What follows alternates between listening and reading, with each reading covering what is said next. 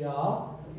지금도 살아계셔서 선한 역사를 이루시는 하나님의 은혜와 평강이 여러분 가운데 충만하기를 기원합니다. 하나님의 도우심과 인도하심이 우리에게는 큰 은혜며 축복입니다. 끊임없이 그리고 변함없이 돌보시며 함께하신 하나님으로 인하여 우리가 여기까지 이르게 된 줄로 믿습니다. 그러므로 우리는 하나님이 행하시는 모든 일에 감사할 줄 알아야 하겠지요. 오늘 전도서 7장 13절과 14절의 말씀을 가지고 하나님이 행하시는 일을 보라 라고 하는 주제로 은혜를 나누도록 하겠습니다. 우리의 인생을 흔히 광야에 비유하기도 하지요.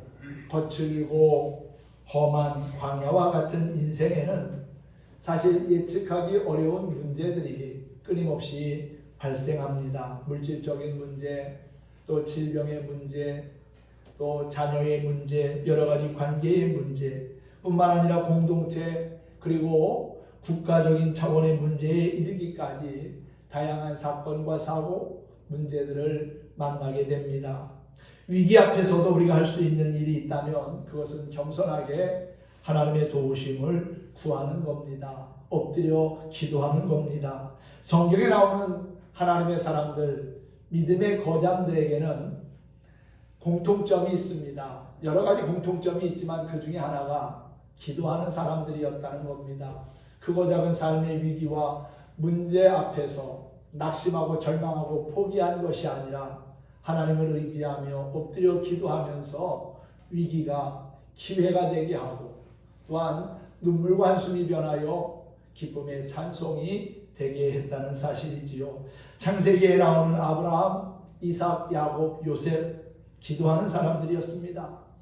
또 이스라엘 백성들을 애굽에서 이끌고 가나안을 향하여 나아갔던 위대한 민족의 지도자 모세도 그리고 성군 다윗도 기도의 사람들이었지요. 예언자들도 모두 기도하는 사람들이었습니다.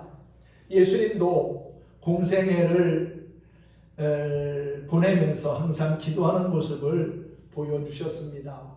40일간 금식하며 광야에서 기도하셨고 또 사역의 현장에서도 언제나 기도하셨습니다. 뿐만 아니라 십자가 위에서도 기도하셨지요. 기도는 하나님의 사람들이 이 땅에서 살아가는 비결입니다.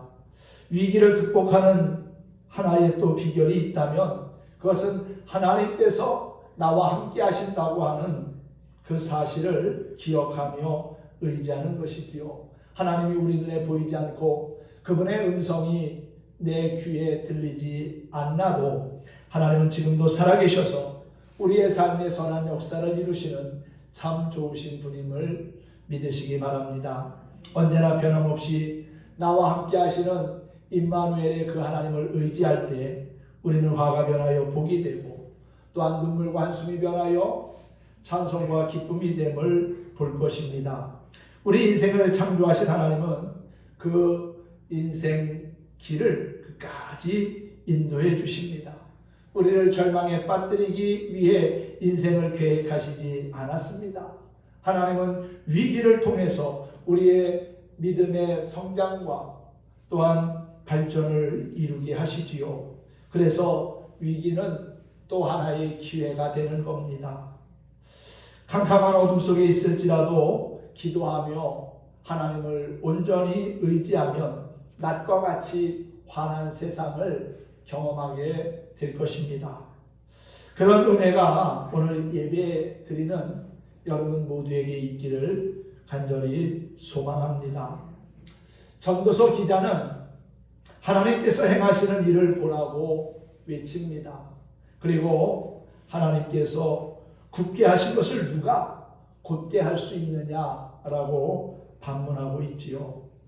하나님이 굳게 하신 것을 누가 능히 곧게 할 수 있느냐? 이것은 하나님을 전적으로 신뢰하고 그 하나님을 의지하는 삶을 살아야 한다는 것입니다. 사람이 아무리 많은 것을 가지고 있고 지식과 능력이 있다 할지라도 하나님 앞에서는 아무것도 아닌 존재입니다. 전능하신 하나님 앞에 늘 겸손의 옷깃을 여미고 주님이 인도하시는 삶의 자리에 있는 것, 또한 주님과 겸손히 동행하며 사는 것, 그것이 바로 하나님이 행하시는 일에 협력하고 동참하는 일이 될 겁니다.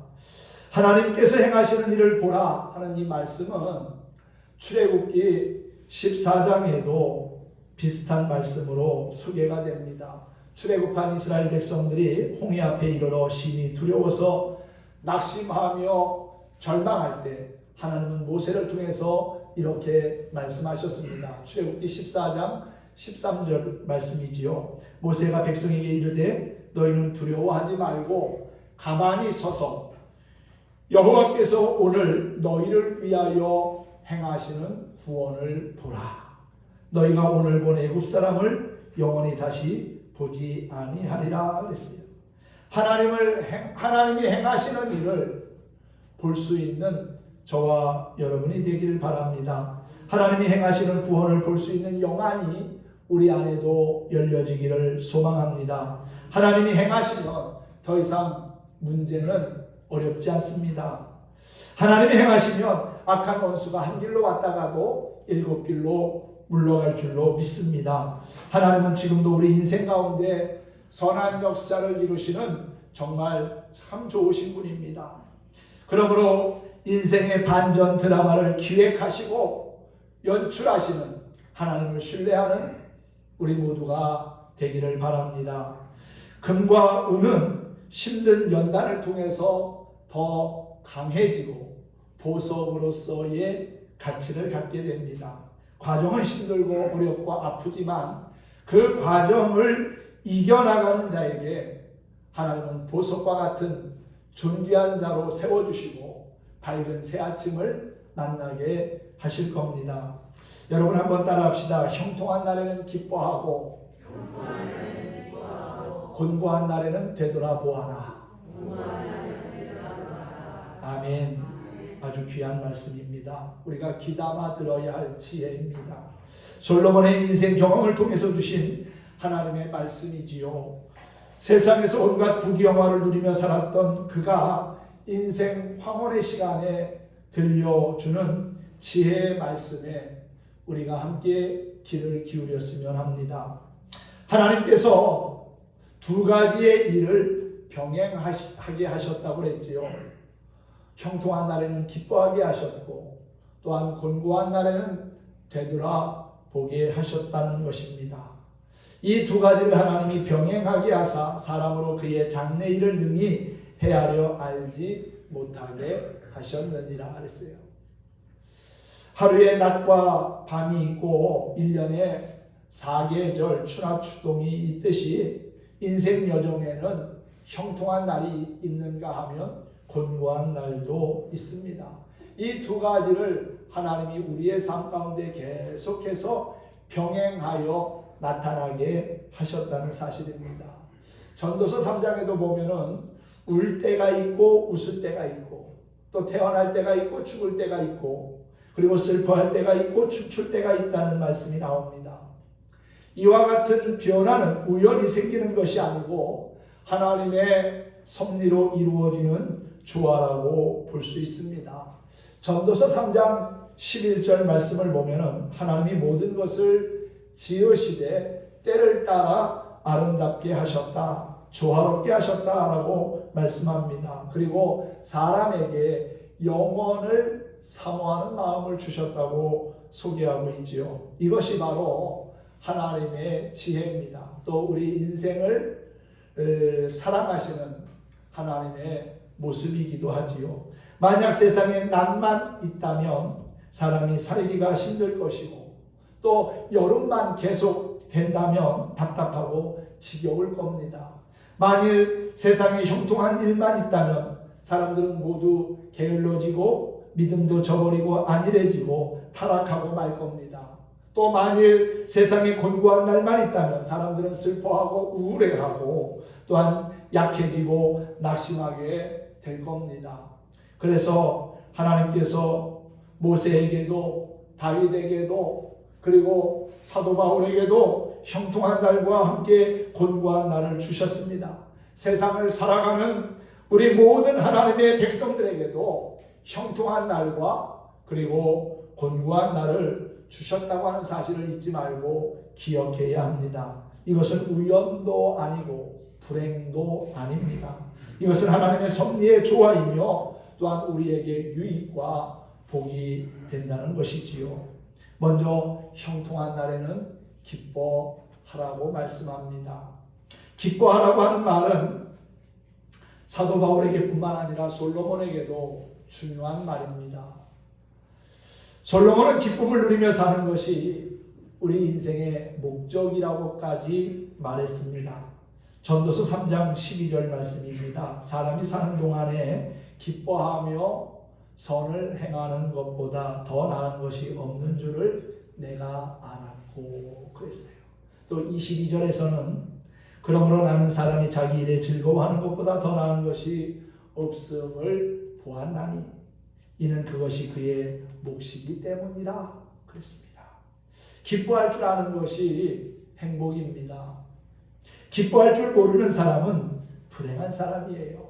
건강에도 기뻐할 줄 모르고 음식을 맛있게 먹을 수 있음에도 기뻐할 줄 모르고 밤에 단잠을 이룰 수 있음에도 기뻐할 줄 모르고 집이 있고 부모 형제 처자가 있어도 기뻐할 줄 모르고 공부할 수 있는 학교가 있고 일할 수 있는 일터가 있음에도 불구하고 기뻐할 줄 모르고 또한 건강한 몸이 있어도 기뻐할 줄 모르고 자유롭게 살 수 있는 나라가 있음에도 기뻐할 줄 모르고 그리고 우리가 기쁜 마음으로 하나님 앞에 기도하며 예배드릴 수 있고 찬양할 수 있는 교회가 있어도 기뻐할 줄 모른다면 참으로 불행한 사람입니다.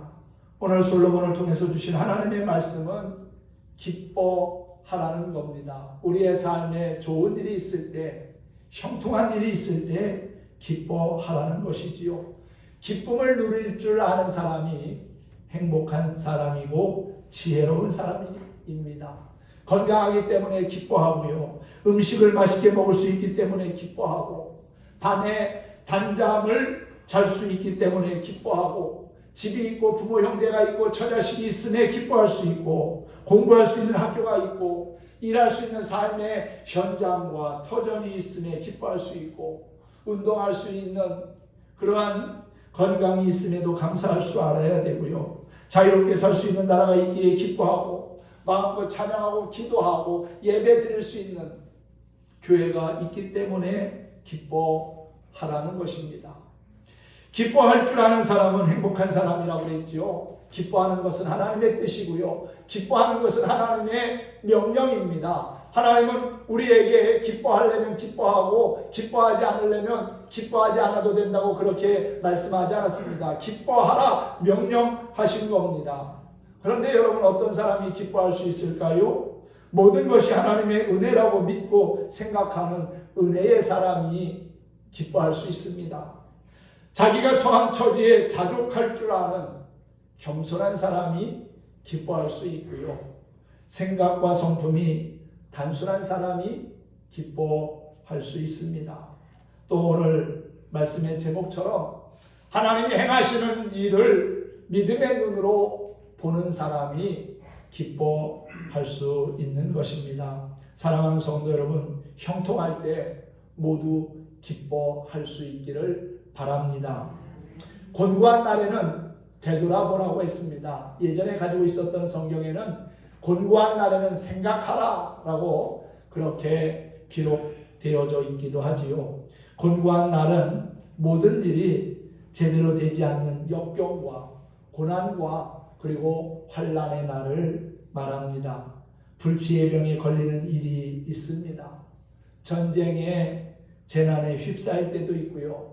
잘 다니던 직장에서 어느 날 더 이상 나오지 말라고 해고를 당하는 일도 일어납니다. 시험을 봤는데 실패하고 또한 진학에 실패하기도 합니다. 남편이나 아내가 먼저 세상을 떠나는 수도 있습니다. 바울처럼 매를 맞는 일도 감옥에 갇히는 일도 일어날 수 있습니다. 세상을 살아가는 동안에 참 다양한 곤고한 날들을 만납니다. 곤고한 날을 만날 때 되돌아보라고 하는 것은 자신의 살아온 삶을 깊이 한번 생각해 보라는 것이지요. 조급한 마음을 가지고 좌절하거나 낙심하지 말고 교만한 마음으로 급하게 노를 바라지 말고 인내하며 겸손하게 깊이 생각하라는 겁니다. 전도서 7장 8절과 9절에 보면 일의 끝이 시작보다 낫고 참는 것이 교만한 마음보다 나으니 급한 마음으로 노를 바라지 말라고 했습니다. 우리에게 생각이 부족합니다. 우리에게 생각하는 것이 그래서 필요합니다. 왜 그렇습니까? 생각이 우리를 만들기 때문에 그렇습니다. 어떤 의미에서는 생각이 곧 우리 자신이기도 합니다. 근심 걱정을 하라는 말이 아니라 깊이 사색하라는 거예요. 복잡하게 생각하라는 말이 아니고 단순하게 깊이 생각하라는 말입니다. 곤고한 날에는 되돌아봐야 합니다. 우리가 하나님 앞에서 어떠한 삶을 살았는지, 가족과 이웃 앞에서 어떠한 모습을 가지고 지금까지 살아왔는지를 다시 한번 돌아보게 되면은 깨닫는 게 있고요. 또한 내 삶에 부족했던 부분들이 보이고 고치고 수정해야 할 것들이 무엇인지를 알게 된다는 것입니다. 그럼 무엇을 되돌아봐야 합니까? 무엇을 생각해야 할까요? 나의 부족함을 먼저 되돌아봐야 합니다. 곤고한 날은 나 자신을 솔직하게 돌이켜보는 날입니다. 하나님을 의지하는 믿음이 부족했던 것을 생각하고 하나님께 맡기며 열심히 기도하지 못했던 것들을 생각해내고 또한 하나님의 말씀대로 선하고 부지런하게 살지 못했던 것을 생각해야 할 것입니다. 만약 곤고한 날들이 나로 하여금 나의 부족함을 깨닫게 하고 나를 반성하게 만들고 나를 누이치게 만든다면 곤고한 날은 나에게 화가 아니라 복이 될 것이고 불행이 아니라 행복이 될 거라고 믿습니다. 그런 의미에서 사순절기가 바로 우리의 부족함을 되돌아보고 하나님의 뜻을 따라 겸손히 살고자 결단하는 시간이라고 믿습니다. 우리가 40일 동안 특별 새벽 기도회를 하고 있지요. 코로나 바이러스 때문에 자유롭게 여러분들에게 기도하라고 말씀을 드렸습니다. 교회에 오실 수 있는 분들은 교회에 와서 기도하시고 또 그렇지 못한 분들은 집에서 기도하면서 날 위하여 고난의 길, 십자가의 길을 가신 예수님을 생각하면서 경건과 절제의 시간을 갖자고 그렇게 말씀을 드렸습니다. 이번에 특별히 4월 둘째 주가 이제 고난 주간이 시작이 됩니다. 그리고 지금 사순절의 절반을 지나가고 있는데 마지막 한 주간은 우리가 고난 주간으로 보내면서 여러분들이 교회에 나오셔서 함께 기도했으면 좋겠습니다. 자신을 돌아보면서 자신의 믿음을 점검하면서 날 위하여 십자가를 지신 예수님을 깊이 묵상하며 기도하는 그러한 시간이 되었으면 좋겠습니다. 참 우리가 기도할 제목들이 많은 것 같습니다. 이제 대통령도 새로이 당선이 되었고 정권도 바뀌고 또 여러 가지 국민들의 분열된 마음이 하나로 회복되어야 하는 그러한 큰 문제를 안고 있습니다. 또 나라 밖에서는 우크라이나와 러시아의 전쟁으로 세상이 큰 어려움 가운데 있습니다. 3차 대전이 일어나지 않도록 하나님의 도우심을 구하며 기도해야 할 때입니다. 30만 명 넘게 하루에 코로나 확진자가 확산하는 이 상황이 하루속히 종식되고 우리의 일상과 예배가 온전히 회복되기를 기도해야 할 때라고 믿습니다. 사순절 동안에 또 마지막 고난주간에 우리가 그러한 제목들을 함께 나누면서 기도하는 가운데 하나님이 우리의 삶을 통하여 일하시고 행하시는 것을 경험할 수 있기를 소망합니다. 또한 곤고함을 당하는 이웃을 되돌아보는 것이 필요하지요. 나보다 더 극심한 곤고함을 당하는 이웃들이 우리 주변에 많이 있습니다. 나보다 더 극심한 슬픔과 아픔, 고통을 당하는 이들이 있다는 것이지요. 얼마 전에 울진에서 대형 산불이 일어나서 오랜 기간 동안에 꺼지지 않고 불이 확산되어 피해를 입은 사람들이 많이 있습니다. 집이 타들어가고 또 교회도 타서 없어진 그러한 교회들도 있고요. 지금도 어려운 가운데 복구에 힘쓰는 이들을 우리가 기억하고 그들을 위하여 기도하고 물질로 도울 수 있으면 좋겠지요. 내가 곤고함을 당할 때 곤고함을 당하는 이웃을 생각하는 것이 어찌 보면 옳은 일입니다.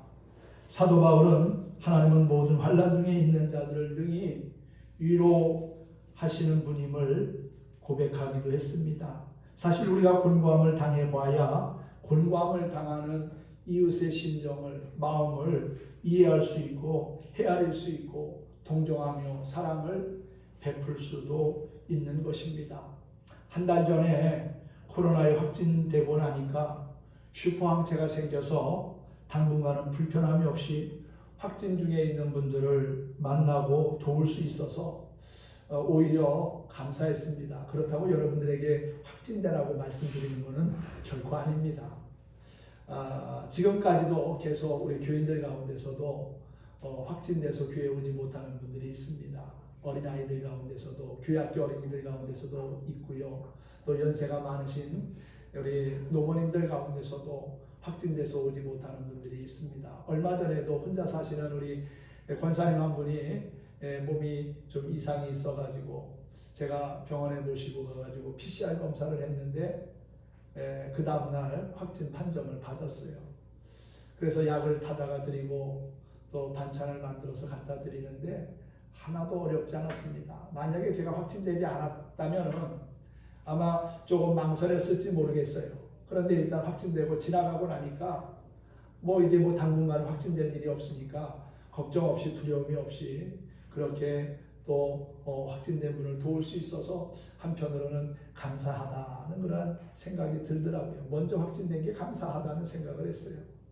지난주 월요일 날 저희 집사람하고 창원에 갔다 왔습니다. 가는데 5시간, 오는데 5시간, 한 10시간 걸리더라고요.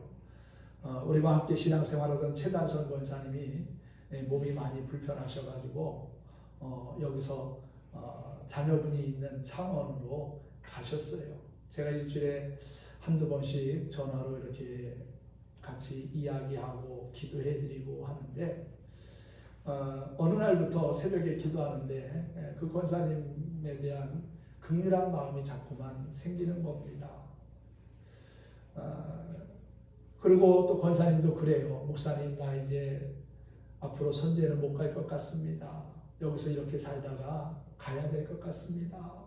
그런 얘기를 들으니까 참 마음이 아프더라고요. 그래서 시간 내서 간다 하다가 확진돼서 못 가고 또 여러 가지 일들이 생겨가지고 못 가다가 사순절 끝나고 갈까 하다가 그래도 더 상황이 안 좋아지기 전에 정신이 온전하고 또 서로 이렇게 말할 수, 소통할 수 있을 때 가서 기도해드리고 예배드리고 오는 것이 좋겠다 생각이 돼가지고 지난 월요일 날 창원에 가서 권사님 만나서 기도해드리고 또 함께 예배도 드리고 내일이 그분 생일이에요. 그래서 우리 최수빈 권사님이 만들어주신 꽃다발도 가지고 가가지고 함께 기쁨도 나누고 축하도 하고 왔습니다. 근데 예배 드리면서 그 따님하고 같이 이야기하는데 우리가 코로나 걸렸다는 얘기를 했어요. 그랬더니 그분들도 그러더라고요. 자기들도 그 시점에 코로나에 두 분이 같이 걸려가지고 일주일 동안 자가격리를 했다는 거예요. 그래서 지금 이제 다 나아서 회복되었다고. 그러니까 이제 넷이서 예배를 드리는데 아무런 불편함이 없이 마스크 벗고 예배 드리니까 얼마나 감사한지 모르겠더라고요. 여러분, 힘들고 어려운 상황 속에 있을 때 누군가가 와서 위로해주고 기도해주면은 큰 힘이 됨을 느낄 수가 있지요. 우리가 그렇게 누군가에게 위로가 되고 힘이 되어주고 격려를 할 수 있는 그러한 삶을 살았으면 좋겠습니다. 우리 또한 누군가에게 그러한 사랑의 빛을 지고 살아가고 있는 것 아닙니까? 그 사랑의 빛을 끊임없이 우리가 갖고 사랑을 흘려보낼 때 하나님의 나라가 더 가까워지고 하나님이 기뻐하시는 삶을 살아가게 될 줄로 믿습니다. 만약 곤고한 날들이 나로 하여금 곤고함을 당하는 이웃들을 생각하고 이해하고 동정하고 사랑하게 만든다면 곤고한 날은 결코 우리의 삶의 마이너스가 아닌 좋은 그러한 결과를 보게 하는 기쁨이 되리라고 믿습니다. 또한 곤고한 날에는 무엇보다도 예수님을 깊이 생각해야 합니다. 사도 바울은 고난을 당할 때 그것은 단순한 인간적인 고난이 아니라 자기 몸에 부어진 그리스도의 고난이라고 생각을 했습니다. 또한 히브리서에서는 고난당하는 초대교회 성도들을 향하여 예수를 깊이 생각하고 예수를 주목해서 바라보라고 권면했습니다. 사도 베드로도 애매히 고난을 받아도 하나님을 생각함으로 참으면 이는 아름다운 것이라고 했지요. 곤고한 날은 예수님을 깊이 생각하는 날입니다. 바로 사순절이 이 기간이 예수님의 고난을 기억하고 생각하면서 예수님께 우리의 마음을 우리의 삶의 초점을 맞추는 시간임을 잊지 않았으면 좋겠습니다. 마지막으로 곤고한 날을 당할 때 무엇보다도 깊이 생각해야 할 것은 하나님의 선하신 섭리입니다. 곤고한 날은 하나님의 선하신 섭리 가운데 형통한 날에 이르는 하나의 과정임을 깊이 생각해야 합니다. 기차가 터널을 통과할 때 사방은 온통 캄캄합니다.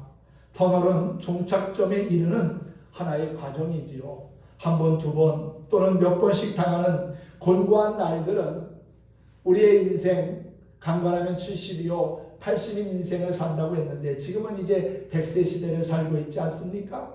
그러한 삶을 사는 인생 여정에 통과해야 하는 불과 몇 개 안 되는 터널이라는 사실을 깨달아야 할 것입니다. 그래서 종착역이 중요한 것이지요. 끝이 더 중요합니다. 오늘 본문 말씀 바로 위에 있는 8절에도 보면은 끝이 시작보다 낫다고 했지요. 곤고한 날을 당할 때 선하신 하나님의 섭리를 생각해야 합니다. 요셉이 형들의 미움을 받아서 물이 없는 구덩이에 던져졌을 때 그것이 마지막처럼 보였지만 마지막이 아니었습니다. 히스기야 왕이 이사야 선지자로부터 당신의 집을 정리하라고, 당신은 이제 죽을 거라고, 그렇게 불치의 병에 걸렸다고 말을 들을 때 그것이 그에게 마지막이 아니었습니다. 모세가 미디안 광야로 도망가고 야곱이 눈먼 아버지와 배고픈 형을 속여서 하란으로 피난을 갔지만 그것이 마지막이 아니었다는 사실입니다. 40년 광야의 길이 결코 마지막이 아니었습니다. 신명기 8장 7절 말씀을 보면 내 하나님 여호와께서 너로 아름다운 땅에 이르게 하시나니 그랬어요. 하나님은 결국 우리 모두를 하나님이 계획하신 곳에 하나님이 세우신 아름다운 땅으로 인도해 가십니다. 저녁에는 울음이 기숙할지라도 아침에는 기쁨이 오게 하시는 하나님, 그분이 바로 지금도 살아계신 우리 아버지라는 사실이지요. 곤고한 날의 이 사실을 우리는 깊이 생각해야 할 것입니다. 만약 곤고한 날들이 나로 하여금 하나님의 섭리를 깊이 생각하며 하나님을 더욱더 의지하게 만든다면 곤고한 날은 나에게 화가 아니라 복이 될 것이고 불행이 아니라 행복이 될 거라고 믿습니다. 살아가는 동안에 우리는 형통한 날도 만나고 곤고한 날도 만납니다. 형통한 날을 만났다고 해서 자만하거나 교만해서 안 되고요. 곤고한 날을 만났다고 해서 낙심하고 절망해서도 안 됩니다. 하나님은 이 두 가지를 병행하게 하사 우리로 하여금 하나님을 절대 신뢰하게 하셨고 하나님을 의지하며 예배하는 자로 세우신 것이지요. 그래서 우리는 늘 하나님 앞에서나 사람 앞에서 부끄럽지 않는 삶을 살도록 힘써야 하는 겁니다. 형통한 날에는 주님과 더불어서 기뻐할 줄 알고 또한 곤고한 날에는 지나온 날들을 되돌아보면서 우리의 삶을 정리한다면 더 나은 성장하는 우리의 모습을 경험하게 되리라고 믿습니다. 오늘도 찬양하면서 말씀을 마치겠습니다. 내일 일은 난 몰라요 라고 하는 찬양을 함께 하겠습니다.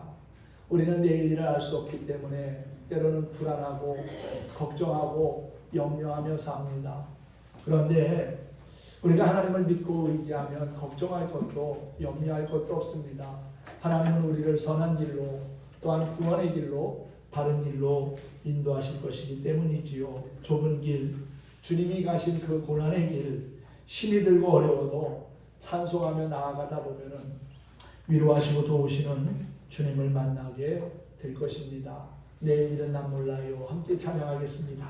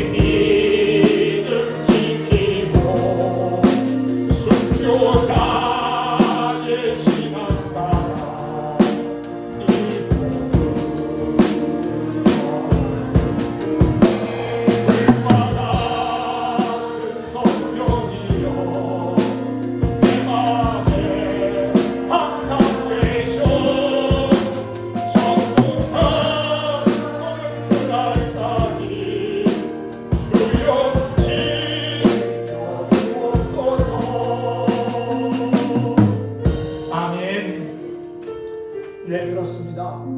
우리는 내일을 알 수 없습니다. 장래일도 모릅니다. 오늘 하나님께서는 말씀하셨지요. 형통한 날에는 기뻐하고 곤고한 날에는 되돌아보아라. 이 두 가지를 하나님이 병행하게 하사 사람이 그의 장래일을 능히 헤아려 알지 못하게 하셨느니라. 결국은 하나님만을 바라보고 의지하며 사는 것이 지혜롭게 사는 것이고 또한 하나님의 뜻에 합당한 삶을 사는 것이라는 사실입니다.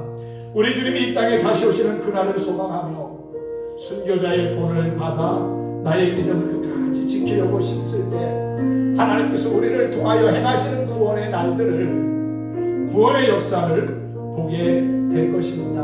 천국 가는 그날까지 우리 주님이 함께 하시고 지키시며 인도하시기를 축원합니다. 축복합니다.